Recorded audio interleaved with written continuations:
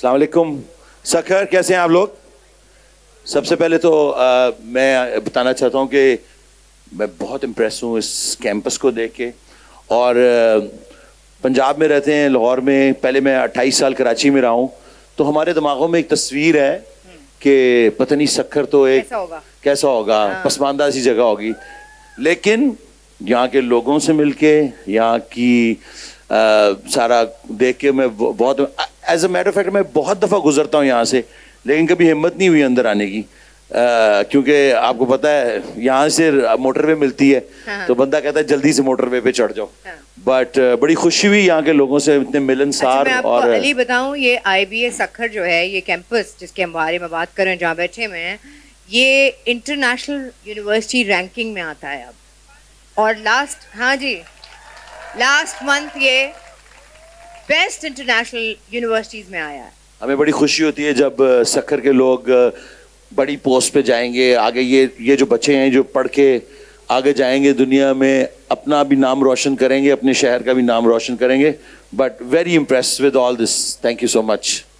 اچھا، سب سے پہلے تو مجھے یہ بتا دیں کہ یہ جو جنون ہے، یہ جنون کسی بھی چیز کا، کوئی بھی لائف میں میوزک تو آپ کا پیشن ہے، لیکن اس کے علاوہ ہر وہ چیز، چاہے وہ آپ کی بائک ہو، آپ کا میوزک ہو، آپ کے فینز ہوں، اتنی یہ جو کریزینس ہے، یہ ابا سے لی ہے اماں سے لی ہے؟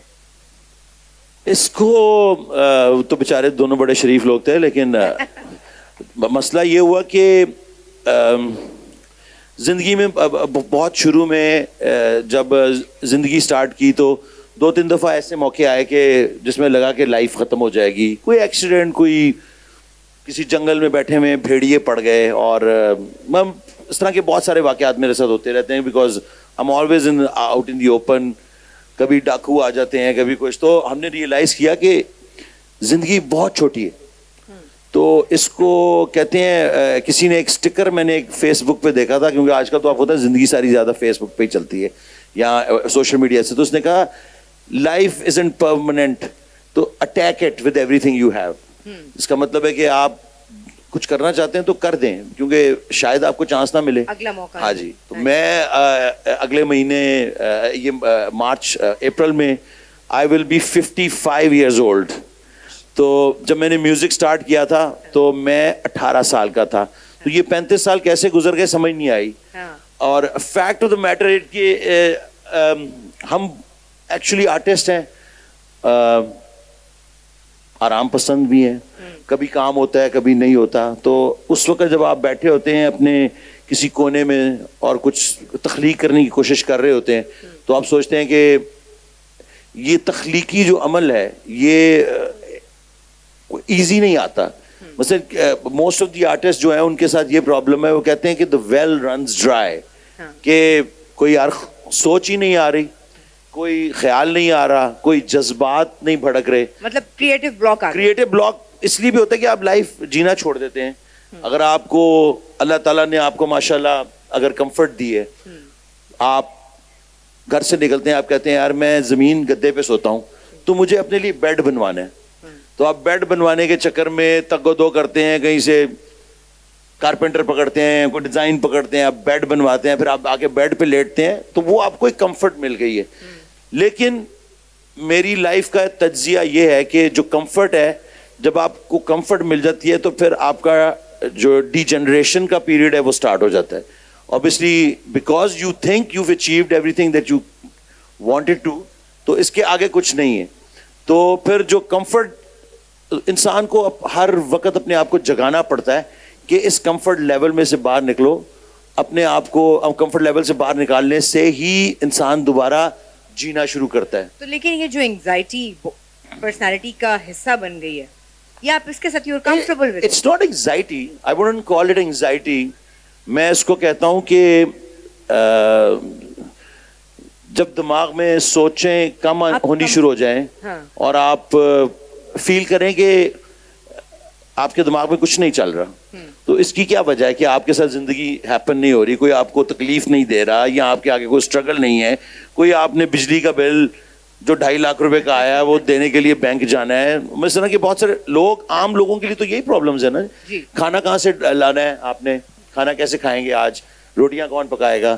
یہ ان چیزوں سے جب آپ آگے نکل جاتے ہیں تو پھر آپ کو کوئی اسٹرگل تو انسان کے جو یعنی کہ زندہ رہنے کا. اگر میں آپ کو اس کی ایک سمپل مثال دیتا ہوں کہ میں نے 50 سال کی عمر میں گٹار کو سیکھنا شروع کر دیا. پہلے میں بجاتا تھا گٹار لیکن میں نے کبھی سیکھا نہیں تھا. تو انہوں نے کہا بھائی, میں جس کلاس میں بیٹھا ہوا تھا 13 سال کے بچوں کے ساتھ, تو وہ بچے مجھے کہہ رہے ہیں کہ انکل آپ سکھانے آئے ہیں. تو میں نے کہا نہیں بیٹا میں تو سیکھنے آیا ہوں. تو انہوں نے کہا uncle you 50 years old, why are you learning؟ تو میں نے کہا تھا کیونکہ مجھے لگ رہا ہے کہ مجھے کچھ بھی نہیں آتا. تو اچھا اس وقت سے لے کے اب تک جو 5 سال گزرے ہیں اس میں مجھے لگا کہ میں نے اپنے آپ کو چیلنج کیا کہ میں کچھ جس چیز مجھے نہیں سمجھ آتی, میوزیکل لینگویج میتھمیٹکس ہے, تو اس کو میں سمجھوں گا. اس سے کیا ہوا کہ میرا دماغ پھر سے ایکٹیویٹ ہونا شروع ہو گیا. اٹس اے سائنٹیفک فیکٹ کہ اگر آپ کو 50 کے بعد اپنے آپ کو کوئی نہ کوئی نیا چیز چیلنج دینا ہے, کوئی ایسی چیز سکھانی ہے جس سے آپ کا برین چیلنج ہو, آپ کے نیورونز. جی آپ ڈاکٹر ہیں, آپ اس بات کو سمجھتی ہیں کہ یہ اٹس اے میڈیکل ریالٹی. تو کچھ وہ چیزیں دماغ میں چلی گئیں, اس لیے نئی چیزیں. اور دوسری بات یہ بھی ہے کہ جب آپ جوان ہوتے ہیں تو آپ الٹی سیدھی حرکتیں بہت کرتے ہیں, عیاشی کی زندگی گزارتے ہیں, یہ کرتے ہیں وہ کرتے ہیں. بعد میں وہ چیزیں آپ کو اٹریکٹ نہیں کرتی. Then you have to find new things. تو وہ نئی چیزیں ڈھونڈنے کے لیے ظاہری بات ہے آپ کو اپنی باڈی کو بھی ٹرین کرنا ہے اور اپنے دماغ کو بھی ٹرین کرنا ہے.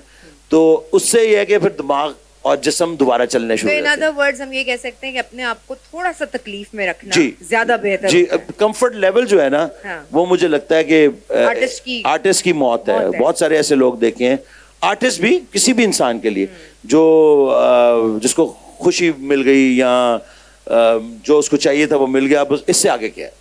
اچھا لیکن میوزک کی اگر دنیا میں ہم بات کریں, آپ نے اتنے بڑے انٹرنیشنل پلیٹ فارمز پہ پرفارم کیا ہے جہاں آج کا سنگر صرف ڈریم کر سکتا ہے. آپ ان ایوارڈز کے لیے نامینیٹ ہوئے, ان جگہوں پہ ان انٹرنیشنل آرٹسٹ کے ساتھ آپ کو ملایا گیا جو کہ آج کا سنگر صرف ڈریم کر سکتا ہے. تو میرے کہنے کا مطلب اتنی ساری اچیومنٹ کے بعد اب میوزک میں نیکسٹ کیا؟ دیکھیں میوزک پہلے بھی اس کی جو ریئلٹی تھی وہ یہ تھی کہ ہم جب ہم میوزک بنانے آئے تھے تو اس وقت نازیہ زہیب کا ٹائم تھا یا حسن جہانگیر, یا پھر کہتے تھے جی بھنگڑے کا آج کل فیشن آ گیا, تو کسی نے بھنگڑے کے گانے بنانے شروع کر دیے. کسی نے کہا کہ اب جو ڈانس میوزک کا آ گیا تو کسی نے ڈانس میوزک, کسی نے کہا جی یار لو سانگز بن رہے ہیں آج کل, آپ لو سانگز بنائیں. تو ہم نے ہمیشہ میوزک اپنے لیے بنایا کہ مجھے یہ ساؤنڈ پسند ہے, مجھے یہ سمجھ آ رہی ہے, اور اگر میں اس کو انجوائے کر رہا ہوں تو باقی جو ہمارے ارد گرد حلقہ احباب کے لوگ بھی ہیں وہ بھی انجوائے کریں گے.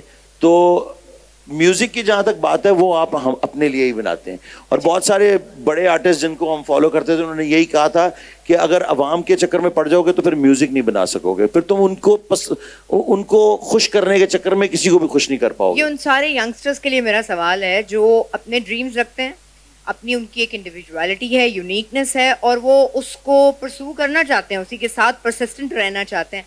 اب پاپ میوزک کے دور میں راک میوزک کرنا اور لوگوں کو کہنا یہ کون آ گیا, یہ پاگل ہے, یہ کیسے گانے گا رہا ہے, یہ کوئی میوزک ہوتا ہے؟ ایسے ہی ہے. ہاں مجھے یاد ہے کہ جب ہم نے پہلا سیو نی والی البم ہم نے ریلیز کی تو لوگوں نے ہماری کافی ہمیں خرچہ پانی دیا نا, اخباروں میں ادھر ادھر, نے کہا یہ دیکھو کون آ گئے لمبے بال اور یہ وہ. اور نواز شریف صاحب اس وقت تھے پرائم منسٹر, انہوں نے تو کہا یہ جینز والے لڑکے تو بین ہی کر دو, تو ہم ٹی وی پہ بھی نہیں آ سکتے تھے. تو کچھ ایسا عرصہ چلا جس میں ہم کافی ڈپریس تھے کہ بھائی ہمارے تو اپنی قوم نے ہمیں ریجیکٹ کر دیے. حالانکہ اس البم کے اندر زیادہ تر صوفی کلام تھا, اس کے بعد علامہ اقبال کا کلام تھا, اس کے بعد پھر ہم نے لوگوں نے کہا ہوگا یہ کون صوفی لوگ ہیں, اس کے بعد ہم نے اس البم میں ڈرمز بھی نہیں یوز کیے تھے جو ویسٹرن ڈرمز ہیں, اس میں صرف تبلا اور ڈھولک تھا. لیکن لوگوں نے ریجیکٹ کر دیا. انہوں نے کہا یہ علامہ اقبال کا کلام کیسے گا رہا ہے, خود ہی کو کر بلند اتنا کہ ہر تقدیر, یہ کیا طریقہ ہے بھائی اقبال کو گانے کا. اور جتنے بھی جس کو کہتے ہیں ٹریڈیشنلسٹ ہیں انہوں نے بہت ہیوی ریئیکشن لیا, اور ہم بھی کام کر چکے تھے اور ہم کام کر کے ڈپریس ہو گئے. ہم نے کہا یار اب یہ کیا ہو رہا ہے. اور اللہ تعالیٰ کا یہ کرنا ہوا کہ وہ البم کسی نے ہم سے ریلیز کی, EMI یا کوئی اور کمپنی تھی مجھے یاد نہیں ہے, ہندوستان میں. اور ہندوستان میں وہی گانے جو یہاں پہ پٹ چکے تھے, یا لوگوں نے ان کے لیے بہت ہارڈ امیج تھا وہ کہ یہ کیا کر رہے ہیں ہمارے کلچر کے ساتھ, ملتان کے مزاروں پہ بیٹھ کے گانے گا رہے ہیں, اور یہ کیا ہو رہا ہے بھائی, یہ اللہ اللہ کر رہے ہیں, یہ اللہ اللہ, یہ راک میوزک کی تو بات, یہ تو بڑی کفر کی بات ہے. تو اسی وقت انڈیا میں یہ گانے نمبر 1 پہ چلے گئے. اب چینل وی, MTV اور ان سب سے آ رہے, تو پاکستانی عوام نے کہا آپ کو پتہ ہے وہاں سے اگر سلام مل جائے تو پھر یہاں کی عوام بھی کہتی ہے ہاں جی واہ بہت اچھے, بھائی اکشے کھنہ نے کہہ دیا ہے, فلاں امیتابھ بچن نے کہہ دیا, اب تو ٹھیک ہی ہوگا. تو یہ ریئیکشن دیکھا ہم نے. لیکن میری زندگی کا جو سفر ہے 35 سال سے ہم اس شعبے سے منسلک ہیں, تو ہمیں کبھی بھی فرق نہیں پڑا, کیونکہ لائک اے سیڈ کہ ہم اپنے لیے میوزک بناتے تھے, اور وہ ہمیں کوئی فرق نہ پڑتا کہ اگر وہ کوئی نہ سنے. وہ تو آپ کو ایک ایکسٹرا آرڈینری چیز چلی گئی نا, کہ آپ کو دنیا بھر کے چینلز نے ٹاپ ریٹڈ قرار دے دیا, ساری چیزیں ہو گئیں جس کی کوئی امید نہیں. لیکن ورلڈلی میٹر میں ویسے بات کر رہی ہوں کہ آپ کو کبھی ریگریٹ نہیں ہوا. وہ تو آپ کو ایک اچیومنٹ ایکسٹرا آرڈینری مل گئی, وہ تو الگ بات ہے, لیکن کبھی آپ کو یہ ریگریٹ نہیں ہوا یار میں اگر اس طرف چلا جاتا دوسری طرف تو شاید میں بہت ساری اور چیزیں اچیو کر سکتا جو میری زندگی کو مزید کمفرٹ دیتے تھی؟ دیکھیں کوئی بھی انسان دنیا میں عقل کل نہیں. میں سمجھوں شاید میرے اندر بہت عقل ہے, لیکن ہر چیز کی عقل تو نہیں ہو سکتی. میں کسی معاملے کو سمجھ سکتا ہوں اور کسی معاملے میں بالکل پیدل بھی ہو سکتا ہوں. تو کسی ایک اچھے ہمارے دنیا کے میوزیشین ہیں, انہوں نے بڑی اچھی ایک بات کہی. انہوں نے کہا کہ خوبیاں اور خامیاں تو سب کے اندر ہیں, تو اگر آپ کے اندر ایک اسٹرانگ پوائنٹ ہے تو بجائے کہ اپنی خامیوں کو آپ پورا کرنے میں لگ جائیں, جو ایک ٹو بگن وتھ جو آرٹسٹ ہوتا ہے, کوئی نارمل بندہ آرٹسٹ نہیں بن سکتا. اس کی وجہ یہ ہے کہ آرٹسٹ کے اندر کوئی نہ کوئی خلا ضرور ہے, اور اگر جو بندہ اپنے اندر کمپلیٹ ہے, پڑھا لکھا ہے, یا اس کے گھر سب کچھ ٹھیک ہے, تو وہ کبھی آرٹسٹ نہیں بن سکتا, کیونکہ اس کے پاس تو سارا کچھ ہے. تو آرٹسٹ جو ہے وہ اپنی کمی پوری کرنے کے لیے وہ آرٹ کریٹ کرتا ہے, ٹھیک ہے جی, اور اس کمی کو وہ پورا کر سکے نہ کر سکے تو وہ تگو دو تو ساری عمر ہی رہے گی. تو artist being an artist is not an easy job. اور most artist, painter, writer, actors, یہ انسیکیور کریچرز ہوتے ہیں. ایموشنل انسیکیور کریچر اس طرح ہوتے ہیں کہ میں نے ایک شعر لکھا, اب وہ میں شعر خود اپنے آپ سے پڑھ رہا ہوں, پھر میں نے ایک دوست کو سنانا ہے وہ شعر, اور میں ڈر رہا ہوں کہ یار یہ میرا شعر سن کے کیا کہے گا کہ یار یہ کیا بات, یہ تو کوئی بات نہ ہوئی, یہ تمہارا تو قافیہ ہی نہیں ملتا, یا یہ تمہاری کیا سوچ ہے. تو ایک ایکٹر بھی ہوگا, وہ اپنا کوئی بھی کام, اس نے کوئی سین شوٹ کیا ہوگا, وہ اپنے کسی دوست یا ماں بہن کے ساتھ بیٹھ کے دیکھنے سے شرما رہا ہوگا, کرنج کر رہا ہوگا. I'm sure that happens with you also, کہ آپ اپنے کوئی کام کر رہے ہیں اور اس کے بعد آپ کرنج کر رہے ہیں کہ اب میں اس کو کیسے دیکھوں, I could have done this better. تو یہ تک ہو تو زندگی کے ساتھ چلتی رہے گی کہ انسان obviously you can always do better. اگر آپ جس دن سیٹسفائی ہو گئے ہیں, وہ کمفرٹ لیول آ گئی, تو پھر ڈیجنریشن کی طرف کام چلا گیا. اچھا, یہاں جتنے سارے ینگسٹرز موجود ہیں ان میں سے بہت سارے ایسے ہوں گے جنہیں کوئی کریز ہوگا کسی خاص چیز کا, کوئی خاص چیز کرنا چاہتے ہوں گے, پیشن ہوگا کسی چیز کا زندگی میں, لیکن ان کے بڑے ہمیشہ ان کو تھوڑا مخالفت کرتے ہوں گے, اس لیے کبھی کبھی بڑوں کے ساتھ ذرا ریبیلیس ایٹیٹیوڈ بھی ہو جاتا ہے. ہمارا یہ اسٹار بھی ایسے ہی تھا کہ جس میں جب انہوں نے میوزک شروع کیا تو اس وقت لوگوں نے کہا, جو میوزک سمجھتے تھے جیسے ابھی انہوں نے کہا, تو انہوں نے کہا یہ کس قسم کا کیسا. تو آپ اس وقت ان لوگوں کو کیا میسج دینا چاہیں گے جو سو کالڈ ریبیلیس ہیں؟ دیکھیں ریبیلیس تو شاید میں اتنا نہیں کہوں گا. ریبیلیس ہوتا ہے کہ آپ کی امیجیٹ فیملی, جس طرح آپ کے والدین ہیں, ماں اور باپ, یہ آپ کی سوسائٹی کو چھوڑ دیں. سوسائٹی کو کبھی آپ خوش نہیں کر سکتے. آپ سوچیں وہ فلانے محلے میں خالہ خورشیدہ بیٹھی ہے اور وہ میرے کسی کام سے خوش ہوگی, تو آپ بے وقوف ہیں. آپ کو خالہ خورشیدہ کے بارے میں سوچنا ہی نہیں چاہیے, آپ کو اپنے بارے میں سوچنا چاہیے. کہ مسئلہ یہ ہے کہ جب میرے والدین, جب میں نے اپنی خواہش کا اظہار کیا کہ بھئی میں تو میوزیشین ہوں, میں گٹار بجانا سیکھنا چاہتا ہوں یا گانا گا رہا ہوں, تو وہ ہنسے. یہ کیونکہ میں 17 سال کا تھا, 18 سال کا تھا, 17.5 18 سال کا تھا, تو انہوں نے کہا اچھا کیا کرو گے پھر. میں نے کہا ٹینس کا ریکٹ لے کے بستر پہ چڑھ گیا اور وہاں پہ گانا گانے کی ایکٹنگ کرنے لگا. تو بڑا ہنسے مسکرائے, ماشاء اللہ ماشاء اللہ. یعنی کہ اس کے بعد جب میں نے ایک شو ہوا جس میں کسی اخبار نے ایک ملی نغموں کا, تو اس میں ہمارا ایک گانا انٹر ہوا تھا, ہم نے وہ پرفارم کرنا تھا. تو اس میں کوئی 10-12 بینڈس تھے اور پہلی دفعہ پاکستان میں کارڈ لیس مائک آیا. تو کارڈ لیس مائک تو کبھی کسی نے دیکھا ہی نہیں تھا. تو وہ شو ہوا تو میرے والدین آ گئے شو پہ, اور ان کو نہیں پتا تھا کہ یہ رات کو تیار تیار ہو کے کہاں جاتا ہے, اور انہوں نے سمجھا کوئی ڈاکو ڈکیتی کرتا ہے, کچھ کرتا ہے, چوری چکاری کرتا ہے, آوارہ گردی کرتا ہے, ہمیں نہیں پتا کیا کرتا ہے, because I was growing up, جوان ہو رہا تھا. تو وہ جب شو پہ آئے تو میں نے یہ کارڈ لیس مائکروفون لیا اور دوڑ کے کراؤڈ میں چڑھ گیا اوپر, اور جا کے اپنے والدین کی ایک چمی لے لی. تو وہ تو پریشان ہی ہو گئے کہ یہ کون لڑکا ہے, یہ اسٹیج پہ گانے گا رہا ہے, ہمیں تو لگتا ہے کہ یہ کوئی آوارہ گردی کر رہا ہے. تو انہوں نے اس بات کا بڑا اچھا ان کو لگا, انہوں نے کہا کہ شکر ہے کہ بھائی کسی جرائم پیشہ لوگوں کے ساتھ اٹھ بیٹھ نہیں رہا, میوزک میں لگ گیا. تو یہ ہوتی ہے پہلی سپورٹ, کیونکہ وہ والدین تھے. اگر وہ جنہوں نے آپ کو پیدا کیا ہے وہ آپ کو ایکسیپٹ کر رہے ہیں of what you want to become اور وٹ یو بیکم, تو پھر سب ٹھیک ہے, پھر آپ دنیا کے ساتھ لڑ سکتے ہیں.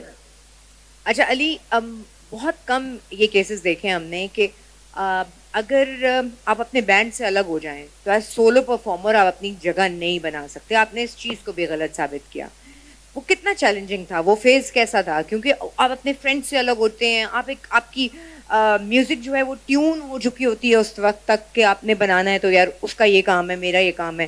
تو ایز اے سولو پرفارمر میں آپ کے اپنے انڈیویجول چیلنج کی بات کری, وہ کتنا مشکل تھا؟ اچھا, میرا انڈیویجول چیلنج یہ تھا کہ آپ سب لوگوں کو لگے کہ کہتے ہیں, میرے اکثر دوست مجھے کہتے تھے یار پنجابی میں کہتے ہیں نا تھوڑے دے وچ بہتا پی گیا ہے, یعنی کہ تھوڑے میں زیادہ پڑ گیا. تو مجھے یاد ہے کہ چینل وی ایوارڈز ہوئے, اس میں بہت سارے بڑے بڑے ویسٹرن بینڈس تھے جن کے ہم فینس تھے, اور ایک اور بینڈ بھی نامینیٹڈ تھا جس کا میں بہت بڑا فین تھا, اور میں ان کے آگے پیچھے پھر رہا تھا بیک اسٹیج. اسی طرح کا پنڈال تھا اور وہ پیچھے اسٹیج لگا ہوا تھا اور میں ان کے آگے پیچھے بیٹھا تھا. تو پھر بتائیں اس سال میں کیا ہوا, and what did you do, and what you know, وہ بڑے they were also very very very nice.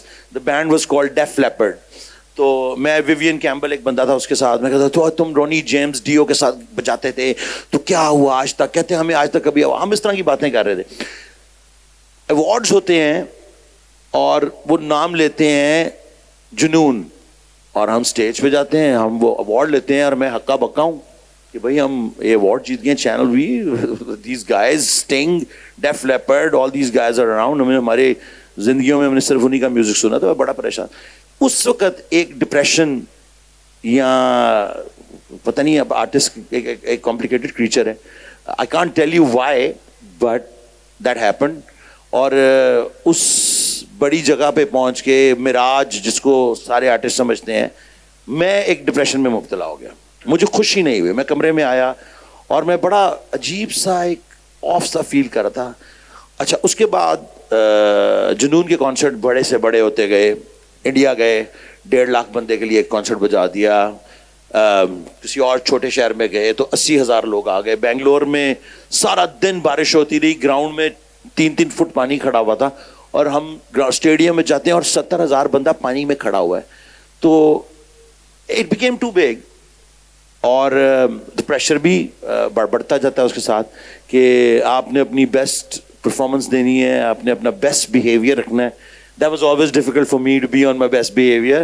تو پھر جب یہ بینڈ ختم ہوا تو میں نے فیصلہ کیا کہ میں اب اس کو اسکیل ڈاؤن کروں گا. میں نے اتنے بڑے اسٹیڈیمز میں نہیں بجانا, کیونکہ ایک آرٹسٹ ہونے کی بات ہے کہ ہم ایک چھوٹے اسٹیج پہ, ہمارے ارد گرد 300 لوگ ہیں, ہم اس کو زیادہ انجوائے کرتے ہیں کیونکہ وہ بالکل ہمارے قریب ہوتے ہیں. ان کی شکلوں پہ, ان کے ریئیکشن سے, ان کو ریئیکشن سے پتہ چلتا ہے. It's like being on stage. Big rooms, you lose the music and you lose yourself also. تو میرے لیے بڑا سوٹیڈ تھا اس وقت. میں نے اپنے آپ کو کام ڈاؤن کیا اور اپنا میوزک جو مجھے پسند تھا وہ کیا, اور اس کے ساتھ پھر سلولی دوبارہ بلڈ اپ کرنا شروع کیا. اور میرا مقصد دوبارہ اسٹیڈیمز میں جا کے بجانا نہیں تھا. میرا مقصد تھا میوزک بجانا, اور as long as I am interested. پچھلے 3-4-5 سال پہلے جب میں نے آپ کو گٹار والی اسٹوری بتائی کہ میں نے سیکھنا شروع کیا, اس سے پہلے مجھے کوئی تقریباً 28 سال ہو چکے تھے میوزک بزنس میں, اور میں انٹرسٹ لوز کر چکا تھا. آئی ڈنٹ وانٹ ٹو سنگ دا سیم سانگس.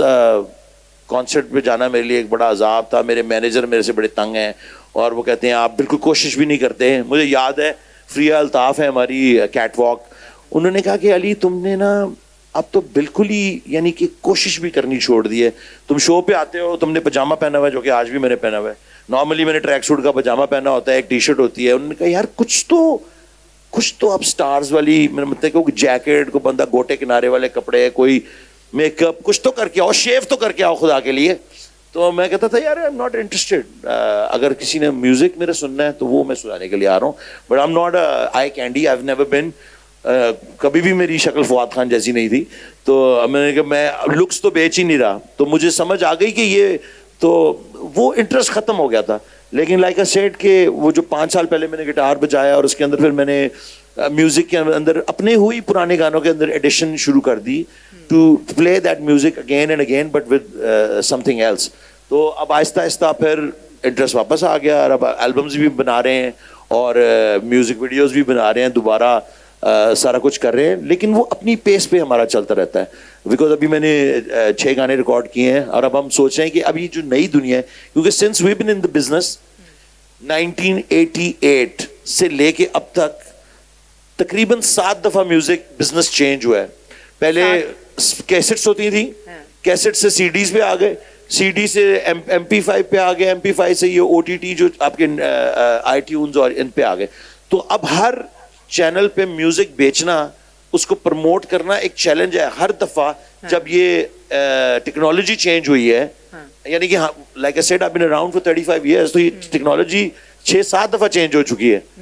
اور اس کے ساتھ ہمارے جیسے جس کو کمپیوٹر نہیں چلانا آتا.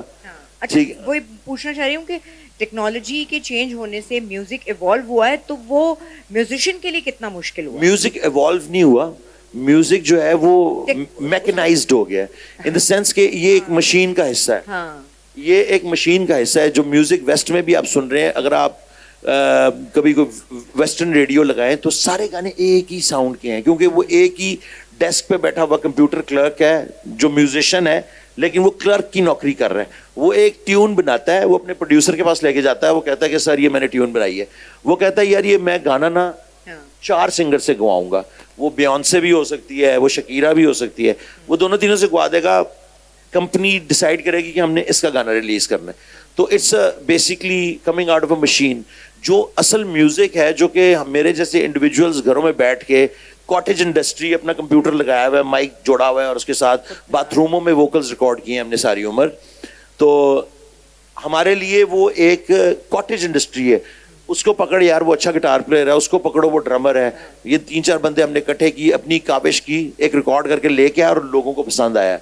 جبکہ بڑے ریکارڈ لیبلز جو ہیں وہ ایک مشین کی طرح میوزک بنا رہے ہیں. تو ایوالو نہیں ہوا میرے خیال سے. جو چانسز ہیں نا اچھے میوزیشنز کے لیے, جو کہ فنکار ہے, وہ کم سے کم ہوتے جا رہے ہیں. اس کے لیے مشکل ہو جی, اب بہت کم ہو گئے ہیں چانسز. بیکاز اگر آپ مشہور ہونا تو یہ نا کہ ایک ٹک ٹاکر ہے, اس نے کوئی رکشے سے لٹک ایک ویڈیو بنائی ہے, اس کی 1 ملین ویو ہو گئے, تو وہ کہتے ہیں یار یہ کس ٹائپ کی مشہوری ہے, ہمیں تو نہیں سمجھ آتی کہ یہ سیلیبریٹی ہے بندہ جی 20 کروڑ روپے کما رہا ہے. تو یہ سوچ کے ہی ہمارا دماغ ہے یار یہ کیسے 20 کروڑ روپے کما سکتا ہے, ٹک ٹاک کیا چیز ہے, اس سے کیسے ہو سکتا ہے. یعنی کہ ہم واقعی ریلیکس ہیں, اور we can't bring our self to do that. یعنی کہ ہم نے کوشش بھی کی ہے کہ بھائی میں ٹک ٹاک پہ کچھ کروں, تو وہ سمجھ نہیں آئی, نہ ہمیں زیب دیتا ہے اس عمر میں آگے. اور اتنے ایکسپیرینس کے ساتھ. اچھا, اس سے پہلے کہ آڈینس جو چاہتی ہے میں وہ آپ تک کہوں, اور مجھے بھی کہا گیا کہ آپ سے کہوں کہ جی ریکویسٹ کروں کہ آپ کچھ گنگنا دیں, کچھ پرفارم کر دیں. لیکن میں ایک چیز ضرور پوچھنا چاہتی ہوں, اس سارے سفر کے ساتھ یہ جو بائک کا سفر شروع ہوا ہے, یہ کیا شے ہے یار؟ یار ہوا یہ کہ 18 سال کی عمر میں جب میں نے پہلا بینڈ جوائن کیا, تو میں نے 3 مہینے میں اس بینڈ سے 16,000 روپے کمائے تھے. تو وہ اس میں سے مجھے یاد ہے کہ میں نے 13,000 روپے کی ایک موٹر سائیکل لی تھی. اور جیسی میں نے موٹر سائیکل لی تھی, میں 17-18 سال کا تھا, تو میں وہ موٹر سائیکل لے کے سیف الملوک چلا گیا لاہور سے.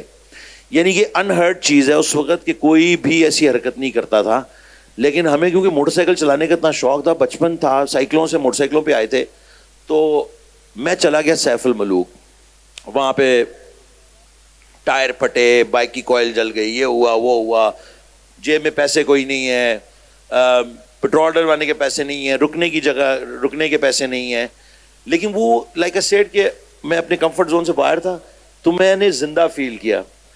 پھر میں واپس آیا اینڈ دین لائف ہیپنڈ. کھانے کمانے کے لالے پڑ گئے, تو ادھر بھاگو ادھر بھاگ, آسٹریلیا چلا گیا, ادھر چلا گیا, کراچی موو کر گیا, کبھی کہیں رہ رہا ہوں, کبھی کسی کمرے, کبھی کسی کے صوفے پہ سو رہا ہوں.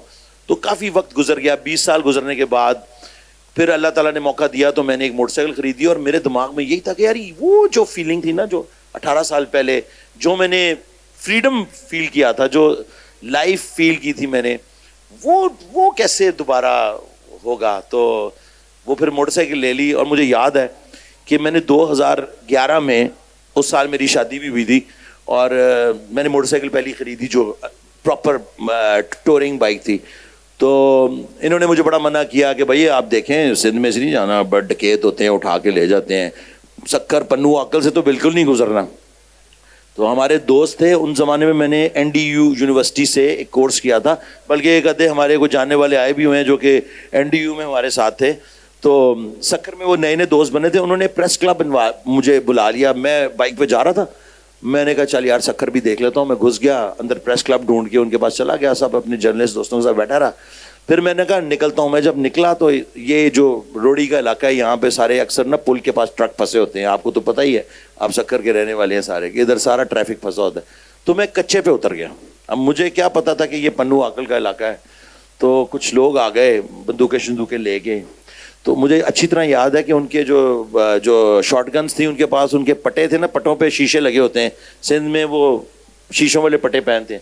تو وہ چمک مجھے نظر آئی, تو انہوں نے روکو روکو روکو, میں نے بھگا دی موٹر سائیکل. تو یہ پہلی دفعہ میں کر رہا ہوں, پہلی دفعہ میں کسی شہر سے, کراچی سے لاہور موٹر سائیکل پہ جا رہا ہوں, اور یہ میرے ساتھ ہو جاتا ہے.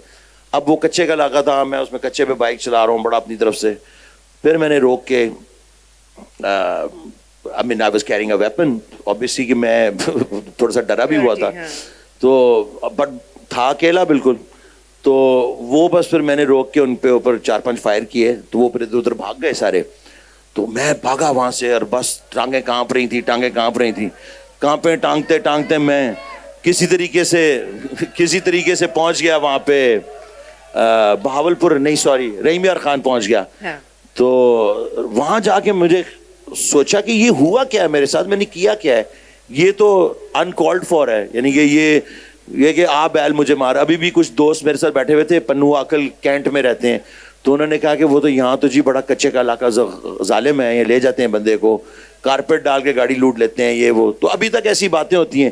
تو میں آج سے 20 سال پہلے یہ بات آپ کو بتا رہا ہوں, لیکن اس دن کے بعد سے یہ ڈر نکل گیا, کیونکہ بات صرف اتنی ہے کہ یہ لوگ تو ہمارے ہی ہیں. یعنی کہ اگر پنجاب ہو, لیا کا علاقہ ہو, یا کشمور ہو, بلوچستان کا علاقہ, اب ہمیں ایک پلان بنایا تھا کہ ہم جائیں گے کوئٹہ کی طرف, تو ہمیں ہر بندے نے منع کیا ہے کہ آپ ادھر نہیں جائیں. کیوں جائیں گے بھائی, ادھر لوگوں کو آج کل مار رہے ہیں, لوٹ لیتے ہیں.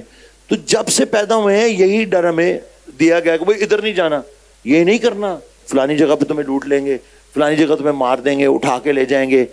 تو ایسے کیسی زندگی گزاری جا سکتی ہے؟ آپ نے فل آنیسٹی کے ساتھ جواب دینا ہے.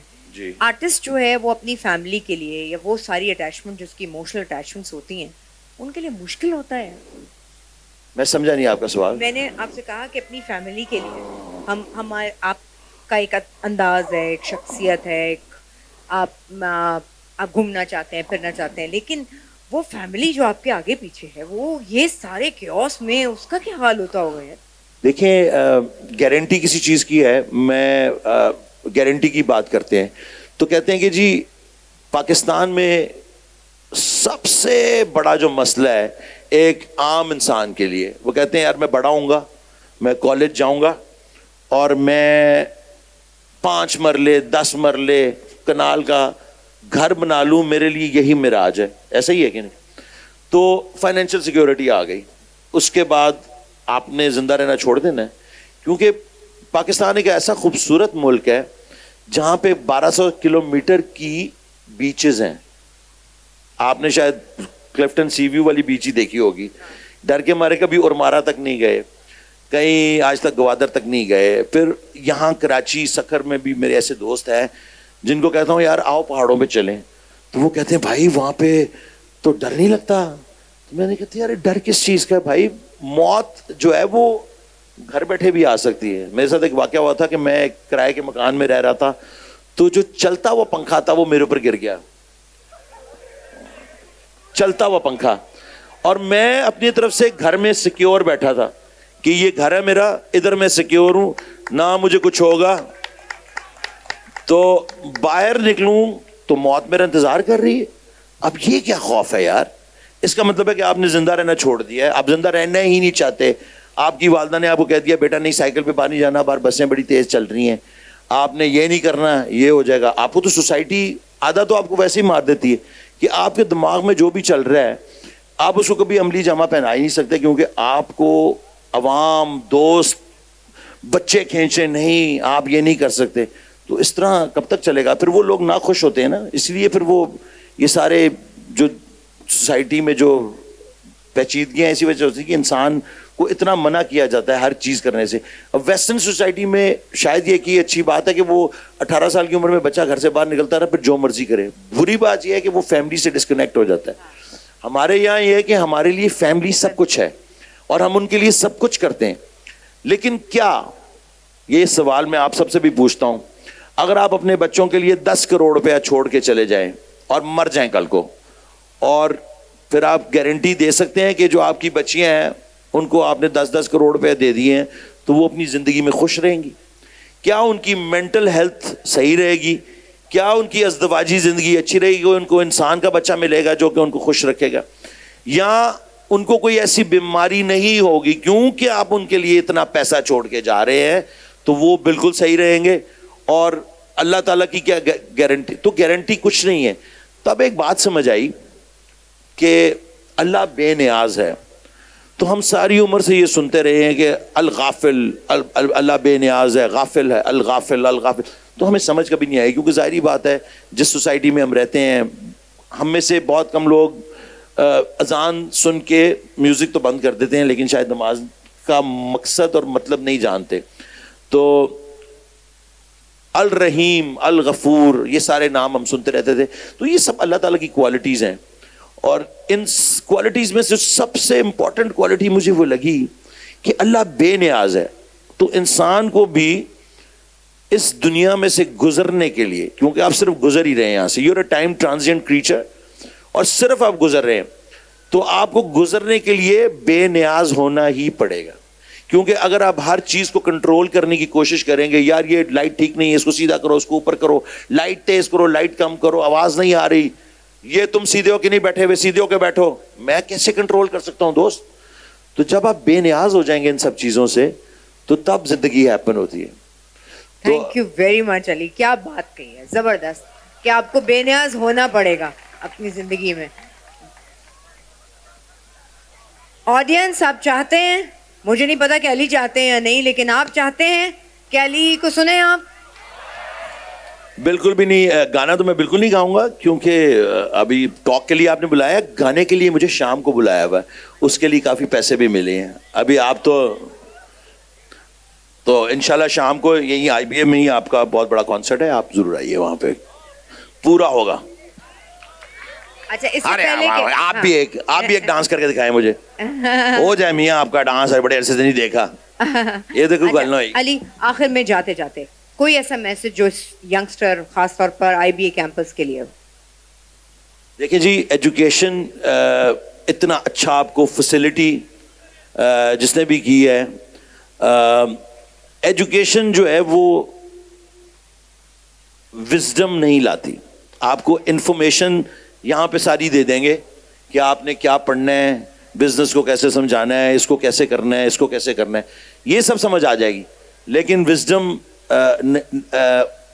صرف تعلیم سے نہیں آتا, وہ ایکسپیرینس سے بھی آتا ہے, اور انسان کو زندہ رہنے سے آتا ہے. تو زندہ رہیں, اور سب سے بڑی بات ہے کہ be yourself, Because that's the hardest thing to be in this world. کوئی بھی آپ کو آپ نہیں رہنے دے گا. آپ کہے گا تو شکور چچا کی طرح بن جا. انہوں نے دیکھ کسٹم میں نوکری کی تھی اور بالکل سیٹ ہو گئے ہیں. اب ان کے پاس 3 گاڑیاں ہیں, ڈیفینس میں 2 کوٹھیاں بھی بنا لی ہیں. اس کو چھوڑ دیں, اپنا آپ بنے. آپ کے یہاں ہیں وہ, آپ کچھ بھی ہو سکتے ہیں. آپ چاہے اینڈ پہ مالی بن جائیں, مجھ سے کوئی فرق نہیں پڑتا. لیکن جو آپ کے اندر سمندر ہے وہ صرف آپ ہی جانتے ہیں. بی یور سیلف, اور اللہ بے نیاز ہے. بہت پیاری بات. آپ زندگی میں کتنی ہی کوشش کر لیں کچھ اور بننے کی, جو آپ نہیں ہیں وہ نہیں بن سکتے. تھینک یو سو مچ. آپ سب کا بہت بہت تھینک یو سو مچ. بہت بہت شکریہ. سکھر زندہ باد.